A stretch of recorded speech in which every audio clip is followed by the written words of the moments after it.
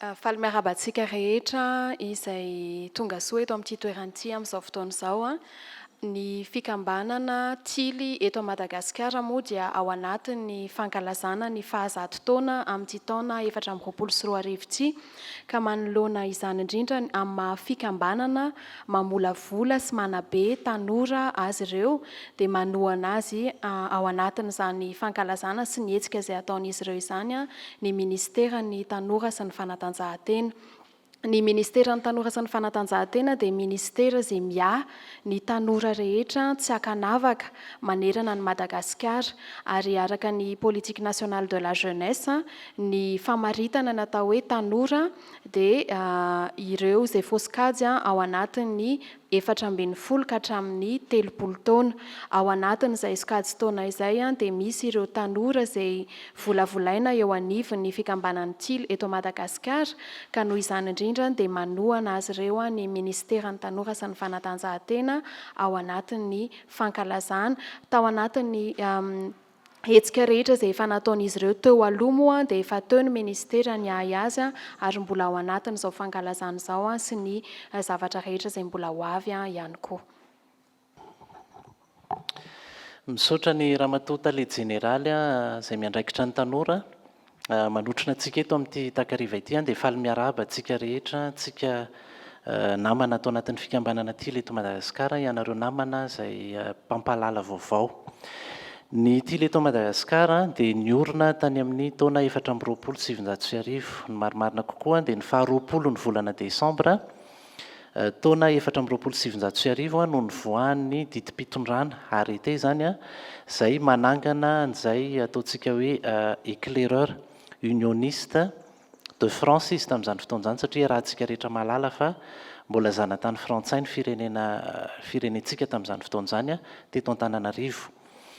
Ny fivondronana niorina voalohany dia teny Andohalo, izany hoe io ny fivondronana voalohany teto Madagasikara. Amin'izao fotoana izao izany dia saika manana an'izay fivondronana tily izay avokoa ny fiangonana lehibe anankidimy izay mivondrona atao anatin'ny tily eto Madagasikara, dia ny fiangonan'i Jesosy Kristy eto Madagasikara, ny Eklezia Episkopaly Malagasy, ny fiangonana Loterana Malagasy, ny misiona evanjelika teratany eto Madagasikara ary ny fiangonana Malagasy Tranozozoro Antranobrika. Ny fiangonana lehibe izany izay manerana ny nosy dia saika ahitana an'izay tily izay. Ny tily dia fanabeazana zazalahy manomboka eo amin'ny 9 taona ny ray sy nay ho beazina ao anatin'izay fikambanana izay, dia hatreo amin'ny 20 taona. Misy ihany koa ny sehatra nefa ho an'ireo le 20 taona mihoatra dia afaka manao mpanabe izy amin'izay fotoana izay. Dia misy ihany koa ireo le ataontsika hoe olona efa nandalo tao anatin'ny fikambanana nefa sady tsy mpanabe izy ny tsy beazina, dia ireny no ataontsika hoe firaisan'ny mpanazava sy tily tranainy ary sakaiza. Dia manana koa tsika ny atao hoe komity mpitantana izany izay ohatran'ny fikambanana rehetrarehetra. 9 taona hatramin'ny 12 taona dia sampana mavo ny antsonay azy, ny 12 hatramin'ny 14 taona dia sampana maitso, dia ny 17 hatramin'ny 19 taona eo dia ataonay hoe sampana mena, dia ny 19 taona ny miakatra hatramin'ny 20 taona eo dia ataonay hoe sampana mena fify. Tao anatin'izay taona izay dia telo ny zava-kendreniny tily eto Madagasikara. Ny voalohany dia ny amolavolana ankizy sy ny tanora malagasy ho vavolombelon'i Jesosy Kristy, olom-pirenena vanona ary ho andra ny fianakaviana. Ny ataontsika hoe promotion voalohany, andiany voalohany izay nibeazina tato anatin'ity fikambanana ity tamin'izany fotoana izany dia anisan'ny tao anatin'io ny profesora Albert Rakotoratsimamanga, izay fantatsika fa anisan'ny savant malagasy voalohany. Be dia be ny olona izay nivolavolainy tily eto Madagasikara amin'ny maha hoe vavolombelon'i Jesosy Kristy izay, betsaka ny lasa mpitondra fivavahana na tompona andraikitra eny anivon'ny fiangonana.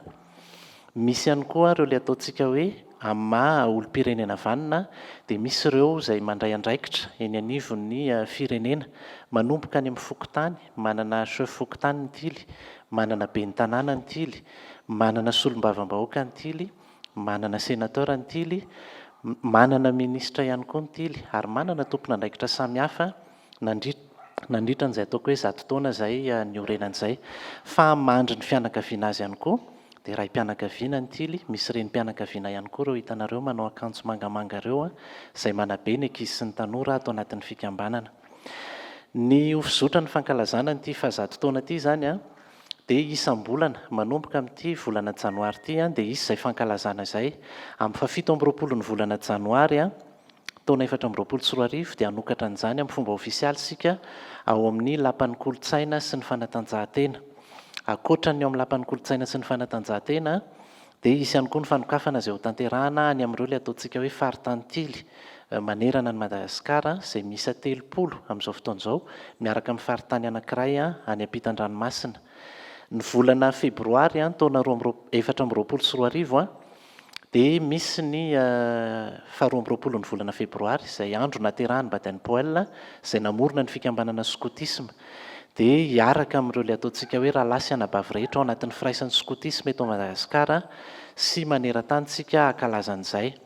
Ny volana martsa araka ny teneniko teo dia hoe mifandray ny tantaran'ny skotisma teto Madagasikara sy ny tany a Frantsa dia isy koloky anankiray izay ho tanterahantsika any a Frantsa.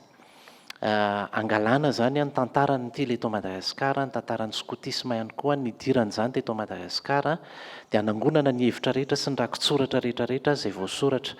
Io dia manana ny ataontsika hoe manam-pahaizana manokana ny ato amin'ity eto Madagasikara, fa manana ihany koa tsika andreo ilay ataontsika hoe olona izay manam-pahaizana manokana avy any amin'ny anjerimanontolo hiaraka amintsika hanao an'izay koloky izay. Ny volana avril taona 2024 dia fotoana fanaovan'ny tily lasy. Eo zany lasy fanofanana andreo ilay tompona andraikitra samihafa eto anivon'ny fikambanana. Fa eo ihany koa no anaovany any amin'ny isam-paritany lasy any amin'ny faritany misy anazy. Dia amin'ny volana May dia eo no anaovantsika ny hoe herinandro ny mpanazava stily eto Madagasikara. Amin'io volana May io zany dia efatra mizara efatra ny ataontsika hoe loha hevitra ary izay raha teo moa zany no ataontsika hoe tondrozotra atao anatin'ity fankalazana ity. Ny voalohany dia ny hoe fitoriana fandriam-pahalemana. Io zany ilay adintsika hoe P satria Baden Powell izay namorona an'ity skotisma ity dia jeneraly anglisy ary nandany fotoanany maro izy nanaovana an'izay resaka fandriam-pahalemana izay. Dia anisan'ny afatra napetrany ny hoe raha ohatra ka mbola kely ny ankizy dia efa beazina amin'izay resaka fandriam-pahalemana izay dia tsy ilaina intsony ny hoe manao fampandritany rehefa ratrizay lehibe ny ankizy sy ny tanora. Dia io zany ny anankiray izay ho voizitsika amin'ny herinandro ny mpanazava stily io sy mandritra ny fankalazana. Ny faharoa dia ny resaka fiarovana ny tontolo iainana. Io ilay ataontsika hoe environnement. Manoloana ny fiovaovan'ny toetrandro amin'izao fotoan'izao zany dia anisan'ny mandray andraikitra ny tily eto Madagasikara. Teo zao vao avy nandalo ny rivo-doza Alvaro dia ny faraiky amin'ny 30 ny volana desambra ny tily rehetra mbola nivory tany amin'ny faritra rehetra izay nilalovan'izay rivo-doza izay ary nametraka ny ataontsika hoe dispositif rehetra ahafahana miaro ny olona amin'izay resaka fiovaovan'ny toetrandro, resaka rivo-doza sy ny sisa izay. Io dia efa nazahoan'ny tily manokana ataontsika hoe mari-pakasitrahana tany amin'ny taona 1970 raha nisy tondra-drano be teto Antananarivo. Dia ny tily niaraka tamin'ireo ilay ataontsika hoe skoto-namana teto Madagasikara dia anisan'ny nandray anjara ngeza be tamin'ny fanavotana ny mpiarabelona. Ny loha hevitra fahatelo izay ankalazaintsika ao anatin'izay herinandro ny mpanazava stily izay dia ilay ataontsika hoe fanaovana zavatra misy fiantraikany tsara eny anivon'ny fiarahamonina. Izay zany ilay ataonay hoe impact social. Tao anatin'izato taona raha ohatra ka hoe nikombo-trano anazy tao ny tily eto Madagasikara dia eo amin'izato taona manaraka dia hiezaka-tsika andeha hivoaka hizara n'izay hazavana izay any amin'ny manodidina azy. Raha efa nizara ny tily tao anatin'izay zato taona izay dia ho atao mazavazava kokoa izay rehetrarehetra izay zany ho amin'izato taona manaraka. Ary ny farany moa fa tsy ny kely indrindra dia hoe ny tily eto Madagasikara dia fikambanana kristianina dia ny resaka haim-panahy zany dia anisan'ny ho ataontsika zava-dehibe ao anatin'izay fankalazana ny herinandro izay. Ny volana Jona dia isy ny fahatsiarovana manokana andreo ilay ataontsika hoe zoky izay efa nandalo tato anatin'ity fikambanana tily eto Madagasikara ity. Be dia be ireo olona ireo manerana ny Madagasikara dia mitady an'izay zany izao ny mpikambana rehetrarehetra. Iza ilay zoky izay efa navita be tato anatin'ny fikambanana dia omentsika ireo zany mari-pakasitrahana manokana. Io ilay atao hoe ravinala volafotsy, izany hoe karazana distinction honorifique. Any amin'ny volana Jolay taona 4 dia isy ny fiomanana amin'ny lasy jobily fa 100 taona. Ny ivo ny fankalazana dia ho tanterahantsika ny voalohany hatramin'ny fahadimy ny volana aogositra taona 4 amin'ny alalan'ny lasy jobily izay ho tanterahana eny fionana akazobe.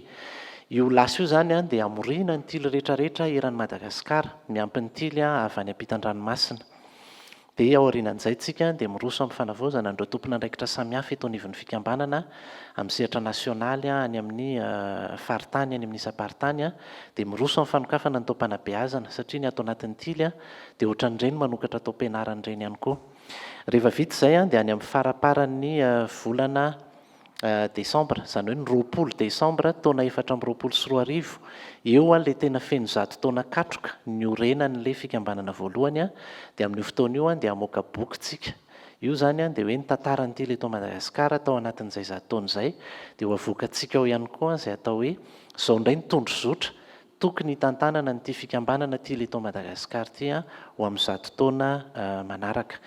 Tahak'izay zany ny ataontsika hoe hoendriky ny fankalazana n'ity fa 100 taona izay niorenan'ny tily eto Madagasikara ity izay isaorana an'Andriamanitra lehibe. Isaorana ihany koa andreo ilay ataontsika hoe zoky maro samihafa izay nanorona an'izany fikambanana izany ary isaorana andreo ray aman-dreny rehetrarehetra izay mbola mahatoky ny fanabeazana tily ka mandefa ny zanany amin'izao fotoana izao ho beazina ao anatin'izany fikambanana izany.